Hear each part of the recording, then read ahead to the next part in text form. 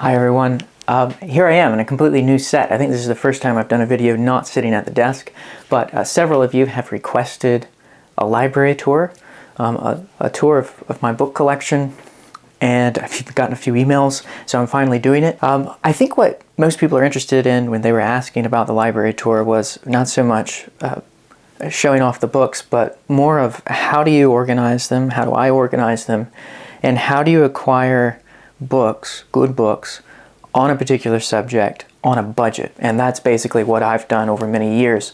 These books, some have come in, some have come out.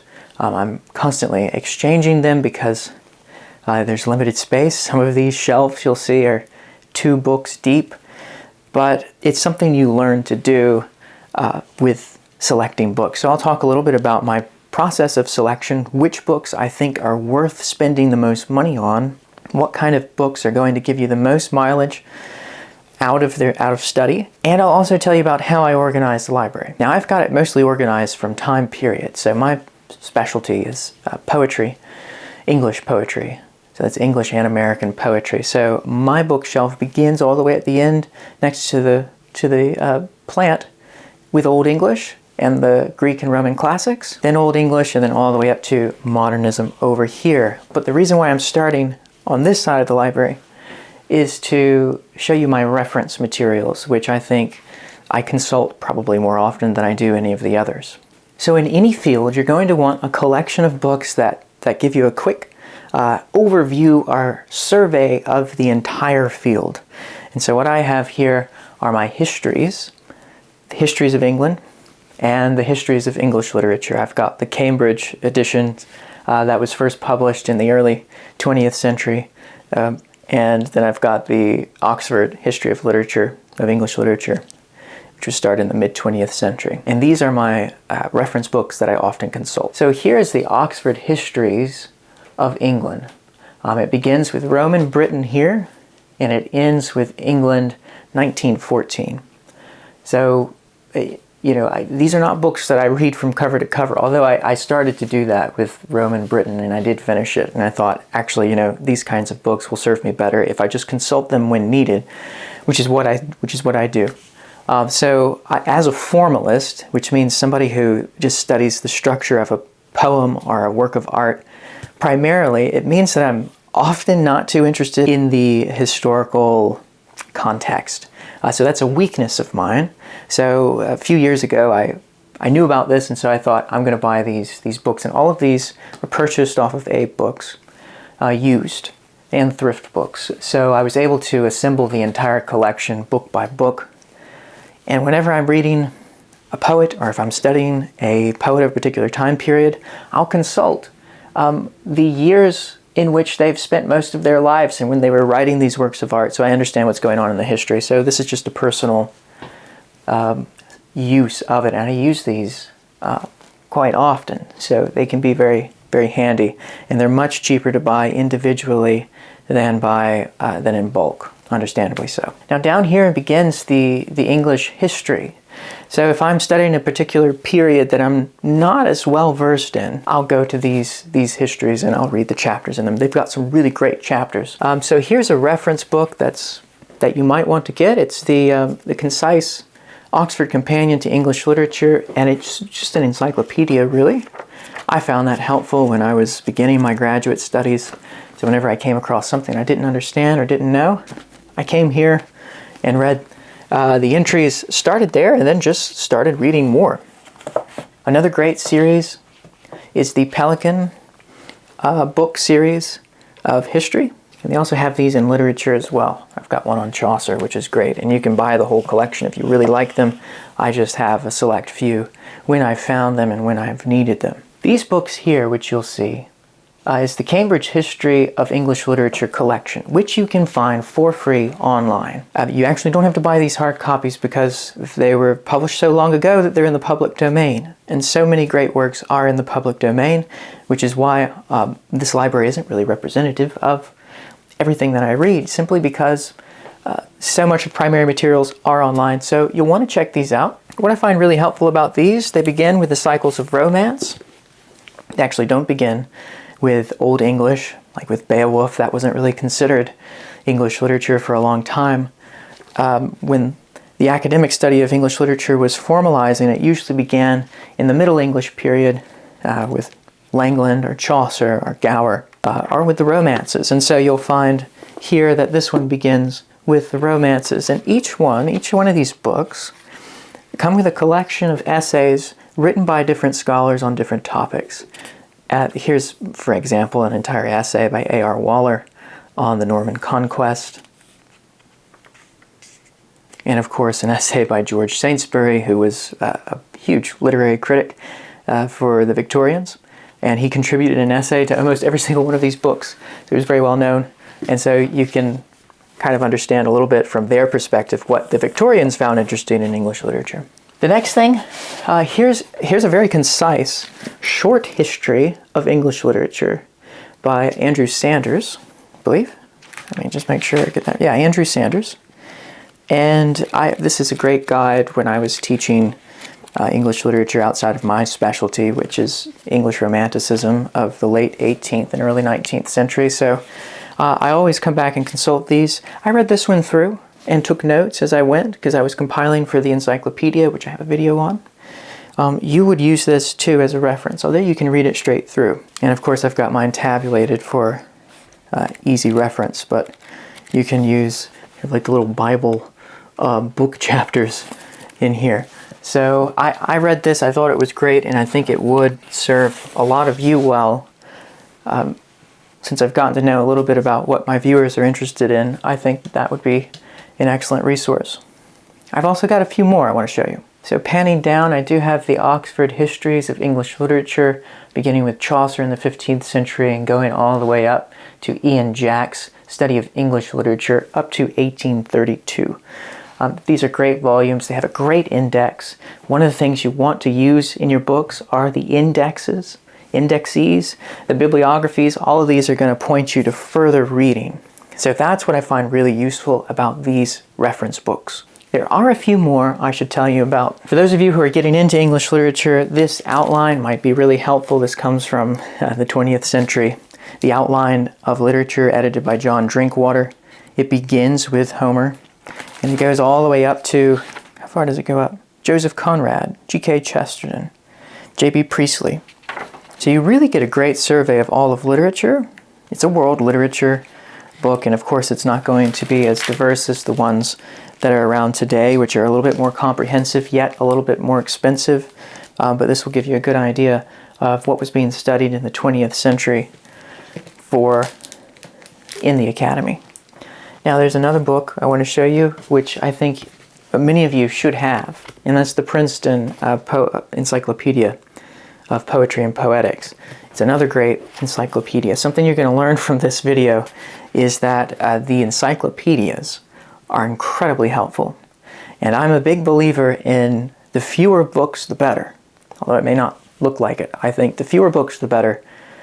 And make sure they're quality books. Anthologies, encyclopedias, histories. These will all point you in new directions and give you new information, and you'll be returning to them again and again. All right, I'm going to show you the library beginning with the classics now. So here we are at the other end of the library where I begin with the classics. And I said that they're chronological, and by classics I mean the classical literature of ancient Greece and Rome.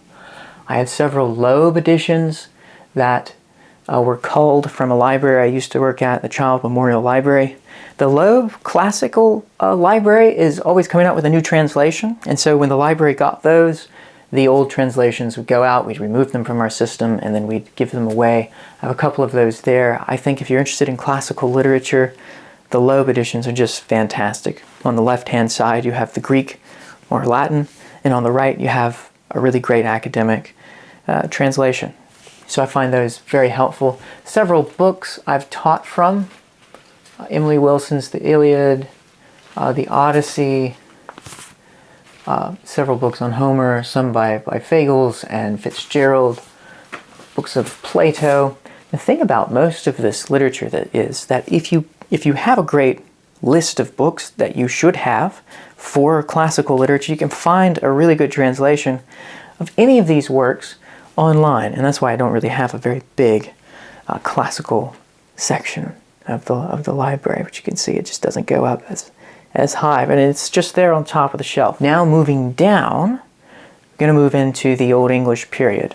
This is the beginning of English literature, so anyone who's studying English literature needs to know a little bit about Old English.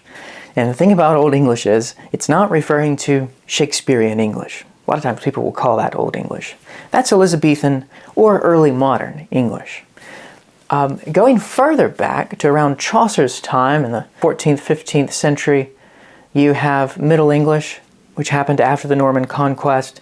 And before the Norman Conquest, you have Old English, which was spoken in England from about 600 to the 11th century. So the great works that came out of this period were Beowulf, some of the Old English lyrics, and some of the Old English sermons, which are really great. I have a recommendation that I've recommended before. It's kind of a one-book stop for this type of literature, which contains great introductions, and that is Elaine Treherne's Old and Middle English Anthology by Wiley Blackwell. It's this book here. It's fantastic. It's got, as I said, the introductions and the Old English on one side and the Modern English on the right side, and I find that really, really helpful. Now we're about to study Beowulf on Versed. We're going to start Beowulf in October, and Beowulf has a number of really great translations that I'd like to share with you.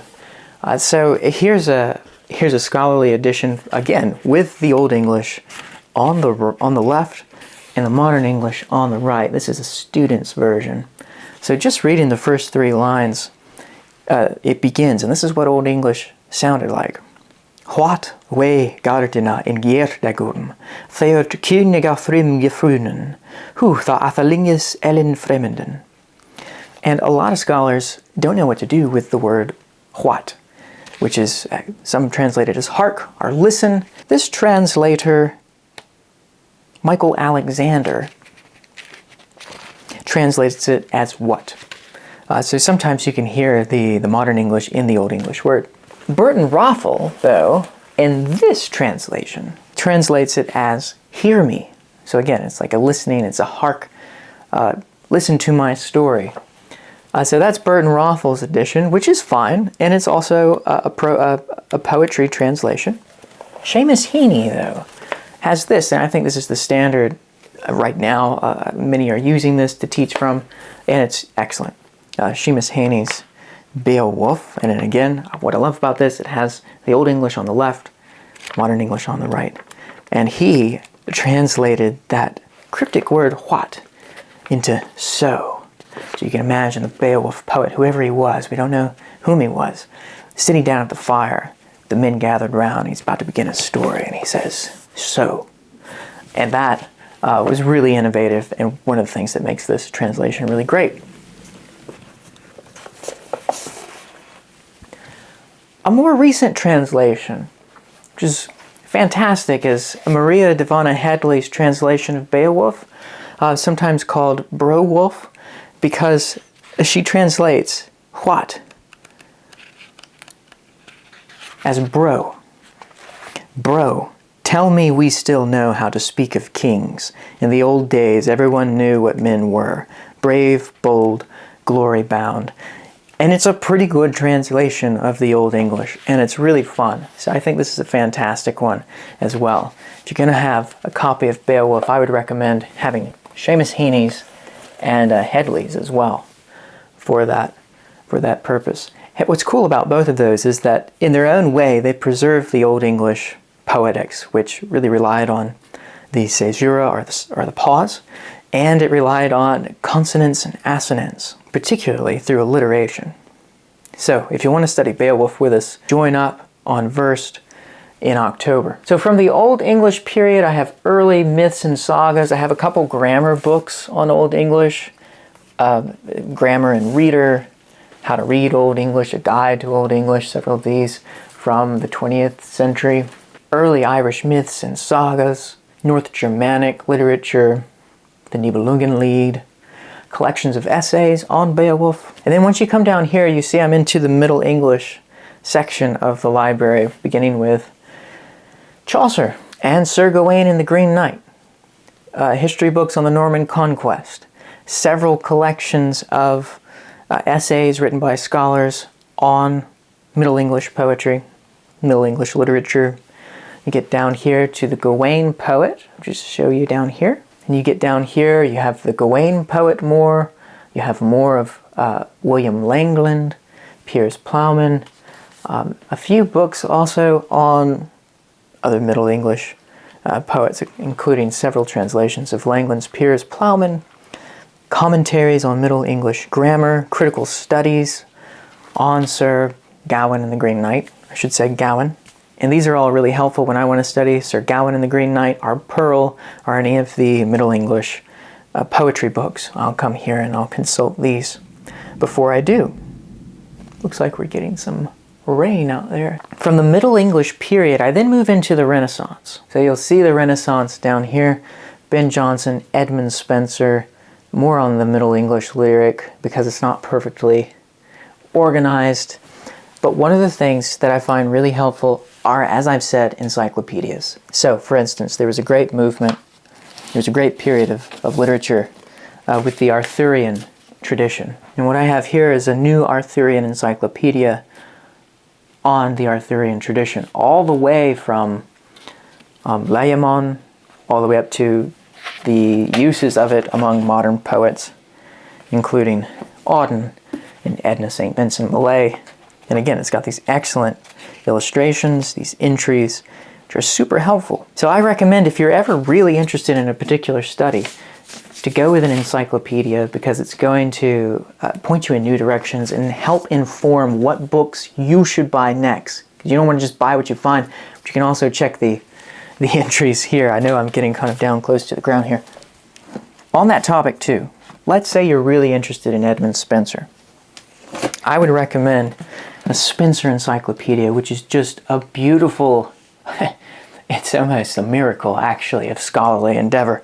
It is basically the one book you need. It was edited by the great A.C. Hamilton, and this is something worth spending a lot of money on. Again, my copy was used. I forget how much it was, but it was cheaper than brand new. You can always find people trying to give these big books away, or rather to sell them. And I mean, this thing is just worth its weight in gold. Each large page has 3 columns.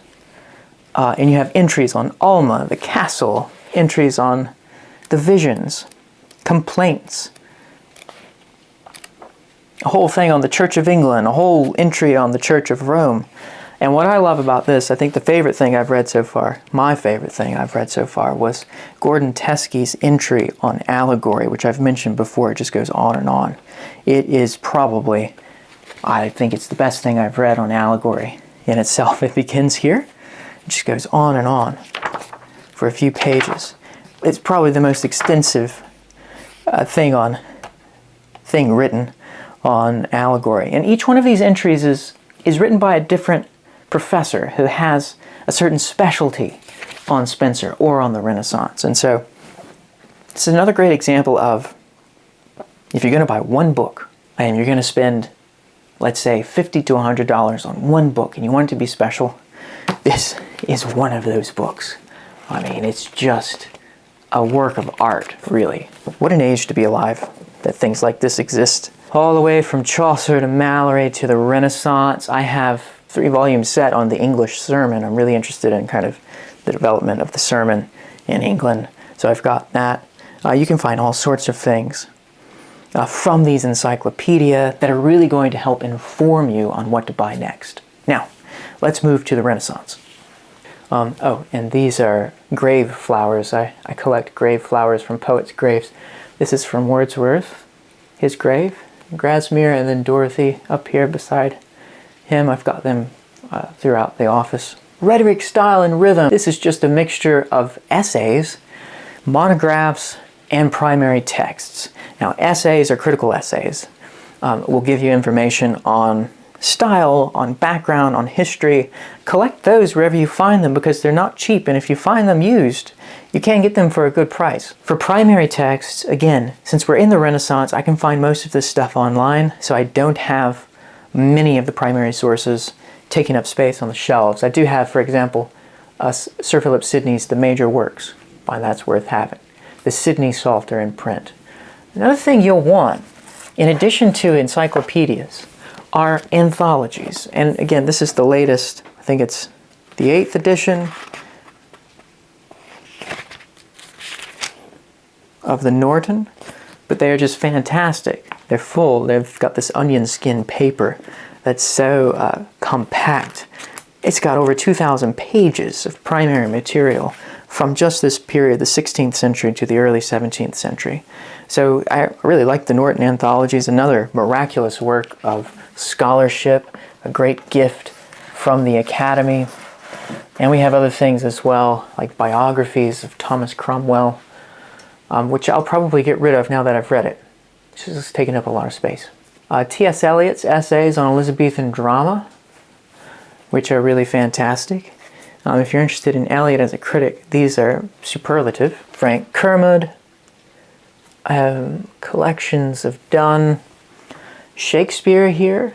Again, not a lot of Shakespeare. I've got, I read Shakespeare quite a bit, but I don't have very many monographs or critical writings about him. I've got Harold Bloom's Shakespeare, The Invention of the Human, and Marjorie Garber's Shakespeare After All, and a couple essay collections like The Wheel of Fire, and one on Shakespeare and Christian Doctrine. What is this? Oh, it's another, oh, it's Sidney's Arcadia. Yeah, so you see, I don't really have space for everything. The fewer the better. I find that these two, Bloom and Garber, are great on Shakespeare. And, you know, I'm not going to write a book about Shakespeare, but I'll be teaching him quite often, so I will return to these. And also, my main source for Shakespeare is this Riverside Shakespeare, which again, if you're going to buy one edition of Shakespeare, you want to make sure it's a good one. There are many, and this is one of them. So another onion skin volume here, and totally worth it because it comes with notes. It comes with some marginal gloss, footnotes rather, and great introductions from several scholars who have spent their lives sometimes on single plays, but certainly on Shakespeare in particular. I've got this back there because I'm trying to be economic on space. Moving down from the Renaissance, we're moving more into the 17th century, early to mid. So I've got John Milton predominantly here, going into Pope, Dryden, Marvell, Cowley, Waller, and Oldham, Alexander Pope, and a really nice biography of Alexander Pope by Maynard Mack. Again, if you find you love a certain poet and you want to study more about a poet and their works, I would recommend reading a biography, a really good biography. And these tend to be more expensive books. But you can find some used that are certainly affordable. This one I bought for $10 at a used bookshop. There's the price still in it, which is amazing. Published in 1986. Fantastic book, by the way. Here's another Norton anthology that I bought used. It's kind of fallen apart, but oh, look at this. This one has my very pretentious book plate that I designed when I was an undergraduate. Gosh, I was insufferable. Look at that though. Let's see.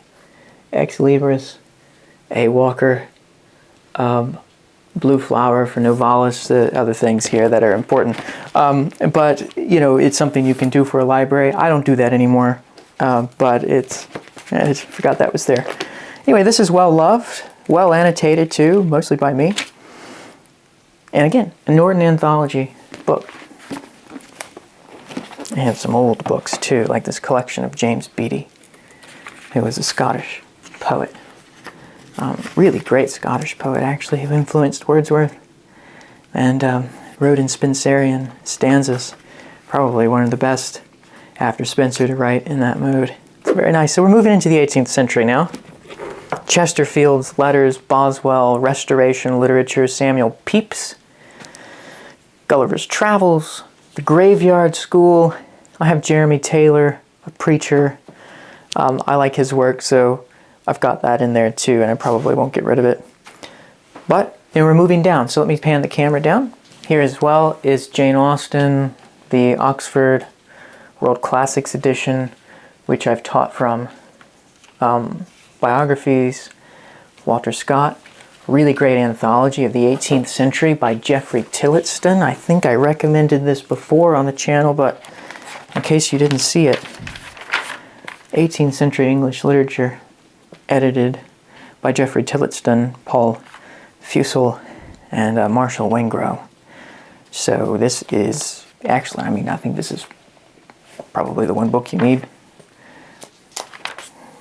And what you do is you just read, pick up one of these anthologies and spend a month reading through it from cover to cover, and you're going to find which poets and which writers you like.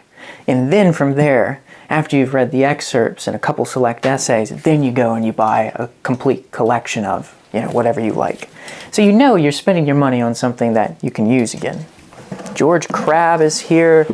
Lectures on the Sacred Poetry of the Hebrews by Robert Louth. This is one of those books that influenced the Romantic period, or the Romantic movement, rather. Coleridge checked it out of the Bristol Library. And it's certainly, you can see the influence in Wordsworth's writing, so they talked about it together. Some Walter Scott, Samuel Johnson's down here, biographies on some of the great 18th century poets like Thomas Gray, John Dryden, who's more of the late 17th century actually. We've got a book on the Enlightenment, several books by Defoe, Horace Walpole, and an excellent biography of Samuel Johnson by Walter Jackson Bate. Now we're going to move into the Romantic section, which basically takes up two shelves. Like I said, I am a Romanticist, so most of these books I acquired for my study, for my dissertation. I was working mostly from library books, but slowly I've acquired some of the primary texts, such as these Samuel Taylor Coleridge letters. You'll see I just moved in, so these need to be reorganized, but these are all of his letters. These 4 volumes and these 3. Some of his notebooks, again, published by Princeton. These are expensive works. That's why they're all kind of banged up, because you can find them online, again, used, and not really heavily annotated. But this one was given to me, and what I love about this one is that it's inscribed. It's been inscribed several times. This was edited by Dr. James Ingle, whom I studied under at Harvard. He edited the Biographia Literaria by Coleridge. This is a copy that Ingle sent to Joel Porty shortly after it was published. And Joel Porty was a scholar on Emerson and Thoreau and many of the Transcendentalists. Joel Porty gave this book, when he retired, to one of his students, Sandra Morris, whom I studied under at Bucknell. And when she was clearing out her library, she gave me this, and it turns out that I went to go study under Ingle. So some of these books just kind of circulate and have a history of their own and kind of come full circle. So that one's really special to me, and it has a note inscribed to Joel Porty by Ingle. Again, biographies, letters, essays from Coleridge. Then we go down, and you'll see various collections and monographs on the Romantics. Some of these are too deep, and I want to highlight something that I think would be really useful to you all, and that is I have a collection of these 20th century views, these editions that collect critical essays. Some of the best critics and their essays are reprinted here on select poets. This one's by a poet I love, Dylan Thomas, or this one's on a poet whom I love, Dylan Thomas. And so some of the best excerpts from the best essays written by some of the best critics of the 20th century are reprinted here, and these are just a treasure trove. Now here at the bottom we have a Victorian poet, critic, novelist who's very important to me, and that's George MacDonald. I have a collection that a mentor of mine when I was a community college student bought these for me. It's everything he's ever written in these nicely bound Johannesson editions. And so these are, I believe they're lithographic copies of the actual works of George MacDonald. And as you can see down there, he wrote a lot. And those are stacked too deep. So I think one day I'll write a book on MacDonald, and these will come in handy. Of course, MacDonald's got that edition, that quotation by Novalis. Novalis is also somebody who's very important to me and who is on this shelf in various places. Hymns to the Night right here. But whenever people say that German is an ugly language, I always quote Novalis at them. So moving down a little bit from Coleridge, we're going to find Wordsworth in the last shelf, which I began this video with. Here are the letters of William and Dorothy Wordsworth from the early years of 1787 all the way to the later years, 1853. And there's a supplement here. All these very, very valuable, but used. Found these used. And the trick is to buy these individually and not all together.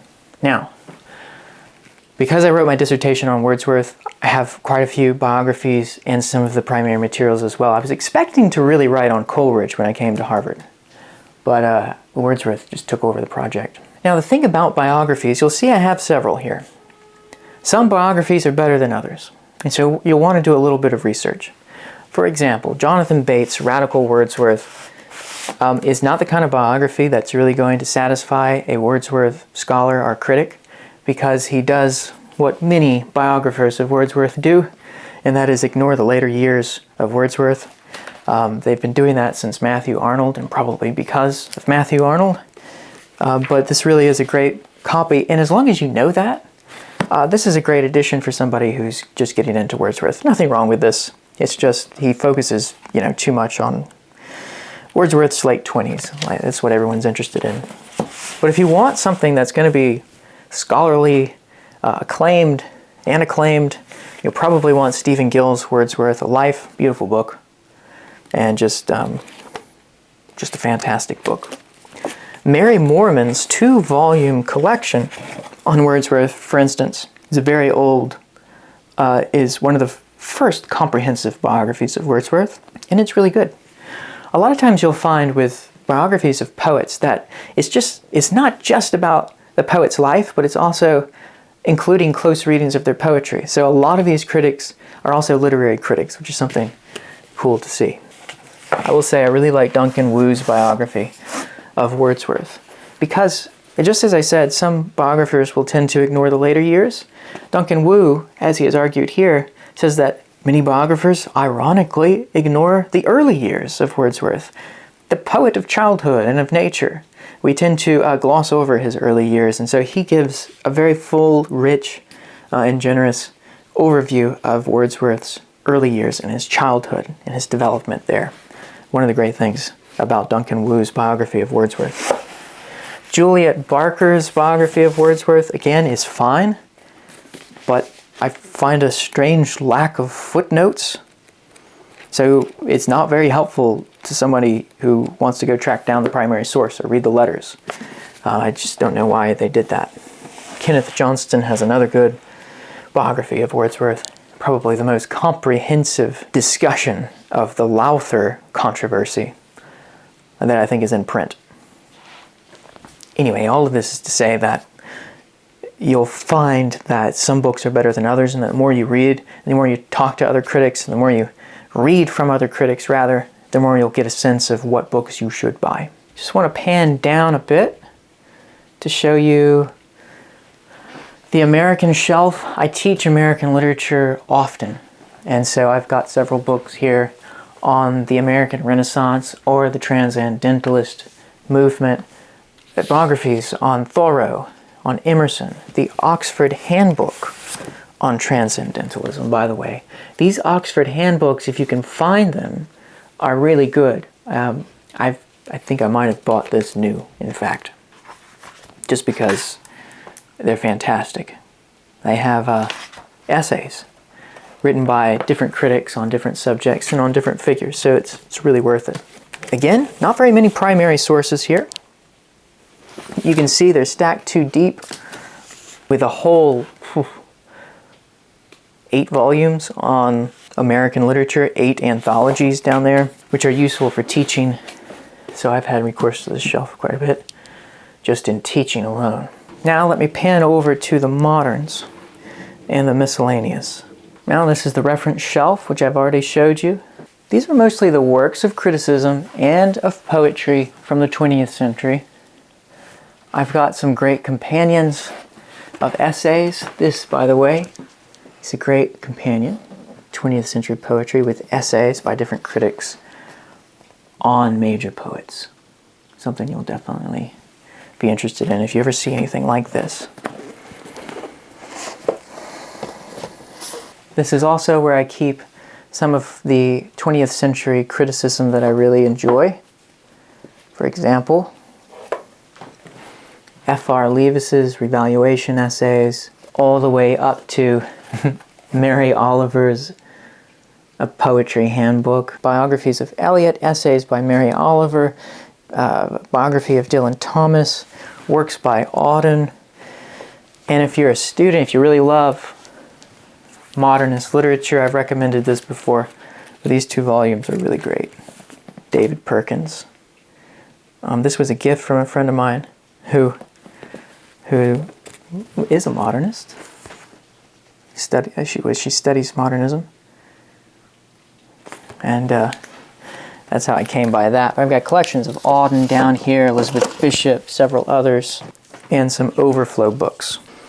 Now I want to close by showing a book that I consult every week, and that is the compact edition of the Oxford English Dictionary.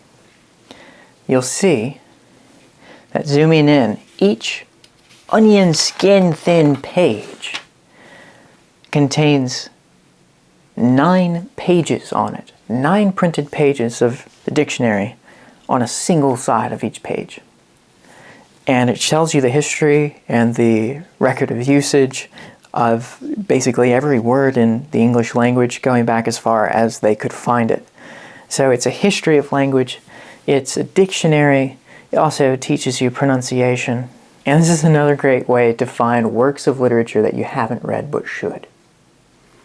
So I hope this gave you a little insight into how you might organize your collection of books and how you might build it up over time. Remember, I didn't build this up in a year. It took me years and years, and all the books that I have bought are not even represented here because they've been given away or not used. I've only kept the most valuable, and you'll have your own sense of what's valuable to you, and you'll have a sense of what's useful to you the more you build up the library and the more you figure out, okay, this is maybe a one-use book, so I'm going to read it, keep it for a few months, and then give it away at one of those local mini libraries or to some friends who are interested. It's good to keep books in circulation.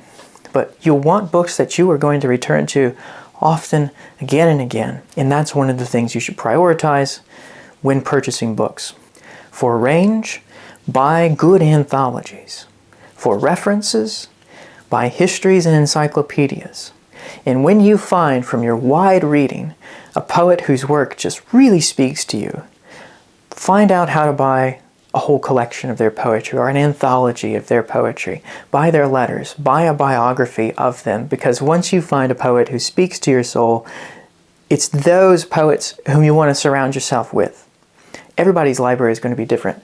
This is not a really great library for, I don't know, a university English department, simply because it's not representative of the entire canon. It's really representative of me. And so when you're building a library, realize that you're building basically, you're crafting a mosaic of your own literary interests. And that what you see around you are the sort of things that are reflecting back what you want to have around you.